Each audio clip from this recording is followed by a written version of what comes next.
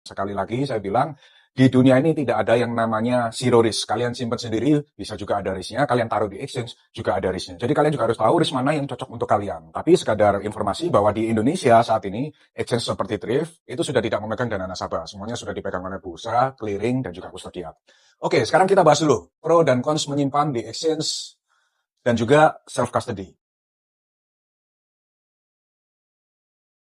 Nah, yang pertama kalian harus tahu bahwa dalam konteks video ini yang dibahas adalah exchange yang punya lisensi di Indonesia ya. Karena kalau ada exchange yang tidak punya lisensi, saya tidak tahu bagaimana cara kerja di belakangnya. Dan biasanya exchange yang tidak punya lisensi lebih beresiko karena tidak ada lembaga yang mengawasi.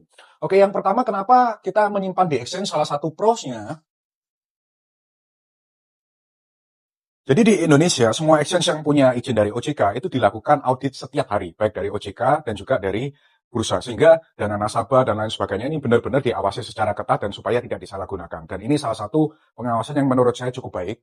Jadi untuk kasus seperti FTX terjadi di Indonesia itu sangat-sangat sulit terjadi karena rekonsiliasi ini terjadi tiap hari. Dan andai kata ada kurang atau ketidaksesuaian exchange-exchange lokal yang di bawah OJK ini, mereka harus segera melakukan top up supaya dana ini sesuai dengan perhitungan OJK dan juga bursa. Oke, yang kedua kalau kalian simpan di exchange, prosnya keuntungannya adalah kalian tidak repot. Jadi kalian tidak perlu takut kehilangan seed phrase kalian seperti yang kalau kalian simpan di self-custody. Kemudian yang kedua, jika terjadi sesuatu, kalian masih punya customer service. Jadi kalau dengan self-custody, misal terjadi sesuatu, amit-amit ada poisoning address, ada smart contract attack, dan lain sebagainya yang nanti kita akan bahas, tidak ada support sama sekali. Kalian harus benar-benar mengerti halnya secara teknis. Tapi kalau di exchange, misal kalian ada salah kirim, atau kalian butuh panduan, kan ada customer service yang membantu. Ini salah satu prosnya. Kemudian yang ketiga, ini kasus yang sangat sering terjadi di Thrift, bahwa kalau aset itu disimpan di dalam exchange, aset ini bisa diwariskan. Jadi biasanya tinggal cukup membawa bukti KK, bukti kematian, dan lain sebagainya. Nanti kita bisa meneruskan aset kripto ini ke ahli warisnya. Ini udah terjadi beberapa kali. Nah, sedangkan di self-custody biasanya kalau terjadi sesuatu dan belum sempat diberikan, aset itu akan hilang, guys.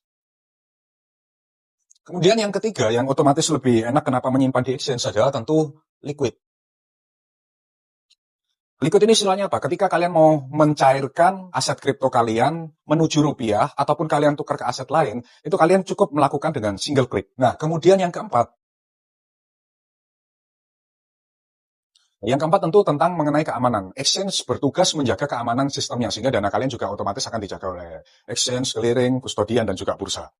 Ini berbeda dengan self-custodian, di mana keamanan komputer kalian atau apapun perangkat yang kalian gunakan, dari walletnya, kemudian dari PC-nya, koneksi internetnya, semuanya harus kalian amankan sendiri. Sedangkan kalau kita menggunakan centralized exchange, kita diaudit secara berkala